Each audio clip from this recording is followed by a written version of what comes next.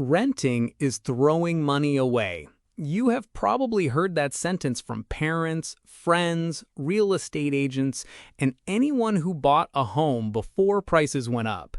The argument sounds reasonable. A renter sends money to a landlord and receives no ownership in return. A homeowner makes a mortgage payment and slowly builds equity. So buying must be the better way to build wealth. Except part of a mortgage payment also disappears. Interest disappears. Property taxes disappear. Insurance disappears. Repairs definitely disappear, sometimes through a leaking roof. Meanwhile, a renter may keep tens of thousands of dollars invested instead of locking that money inside a house. This means the real contest is not simply rent versus mortgage. It is buying a home and building equity versus renting, keeping your upfront cash, and investing the difference. Both strategies can work. Both can also fail. Today, we're going to compare them using a realistic $250,000 home. Follow the money for 10 years and find out which choice builds more wealth. If you appreciate practical money lessons without the pressure or hype, you can like and subscribe. I share videos like this every week. Many people ask, how does buying build wealth? Buying a home builds wealth in two main ways. The first is paying down the mortgage. Every monthly payment contains principal and interest. The principal reduces what you owe. That money becomes part of your equity.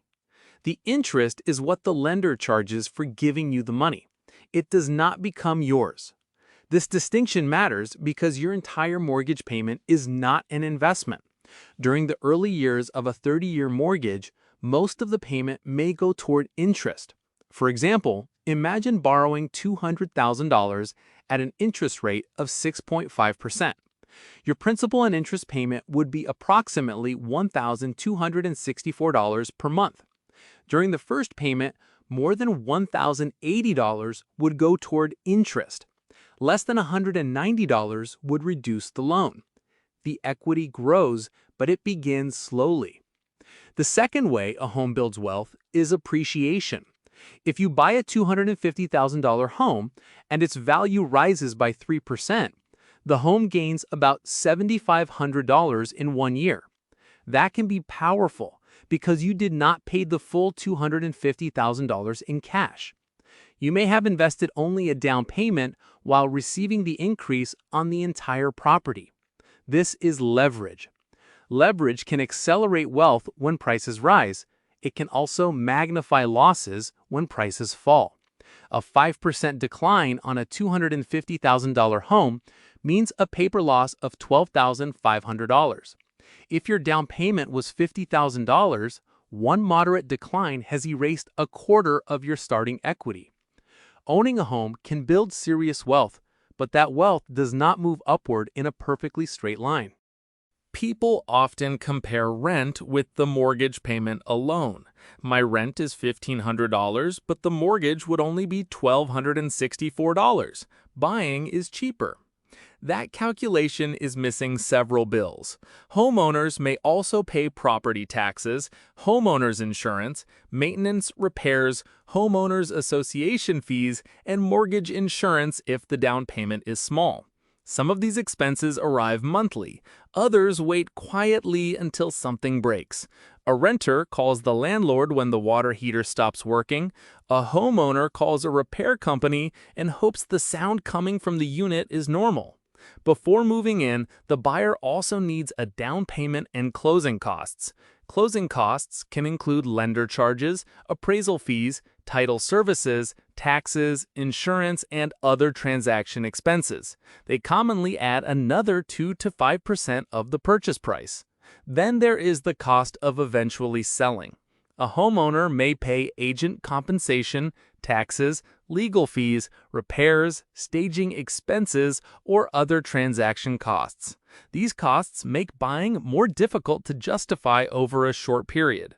If you purchase a home, pay thousands to complete the transaction, and sell 3 years later, the property may not have enough time to appreciate and recover those costs. Time is one of the homeowner's strongest advantages. The longer you stay, the more years you have to build equity and spread the transaction costs across the ownership period. Renting does not build equity in the property, but renters may build wealth somewhere else. Suppose buying a home requires $50,000 for a down payment and another $7,500 in closing costs. A renter keeps that $57,500. That money could remain in a savings account, disappear into lifestyle spending, or be invested in a diversified portfolio. The outcome depends on the renter. Renting works as a wealth-building strategy only when the financial advantage is used deliberately. If renting saves someone $300 a month, but that $300 turns into restaurant meals, subscriptions, and more expensive vacations, the renter is not investing the difference. They are spending it. This is where homeownership has a major behavioral advantage. The mortgage forces the homeowner to build some equity each month. A renter must create that discipline independently. Renting also provides something that is difficult to measure: flexibility. A renter may relocate for a better job, reduce housing costs after an income change, or move closer to work without selling a major asset. That flexibility can improve someone's finances, especially early in a career. But renters face their own risks. Rent may increase. A landlord may decide not to renew the lease. The renter has less control over renovations, pets, and how long they can remain in the home. Buying provides greater control. Renting provides greater mobility. The financial value of each depends on the person using it. Let us compare two people. They can either rent a home for $1,500 per month or buy a comparable home for $250,000. The buyer puts down 20%, which is $50,000. We will estimate closing costs at 3%, adding another $7,500. The buyer therefore begins by using $57,500 in cash. After the down payment, the mortgage is $200,000. At 6.5% for 30 years, the principal and interest payment is approximately $1,264 per month. Now we add estimated property taxes, homeowner's insurance, and a maintenance allowance. Together, let us estimate those at about $560 per month. The buyer's total starting housing cost is now approximately $1,824. The renter pays $1,500. That gives the renter an initial monthly advantage of about $324. The renter also invests the $57,500 that the buyer used for the down payment and closing costs. Now we follow both people for 10 years. For this example, assume the home appreciates by 3% per year, rent, and the homeowner's non-mortgage expenses also rise over time. The renter's investments earn an average return of 7%, and the homeowner loses 6% of the property's value to selling-related costs at the end. These are hypothetical assumptions. Change them and the result changes. After 10 years, the $250,000 home would be worth approximately $336,000. The buyer's remaining mortgage balance would be around $170,000. After selling the home and accounting for the assumed selling costs, the homeowner would leave with roughly $146,000 in equity. Now look at the renter. The renter began with $57,500 invested and added the monthly savings whenever renting remained cheaper. After 10 years, the renter's portfolio would be worth approximately $149,000. The renter finishes ahead by about $3,000. That is essentially a tie. One unexpected repair could move the renter further ahead.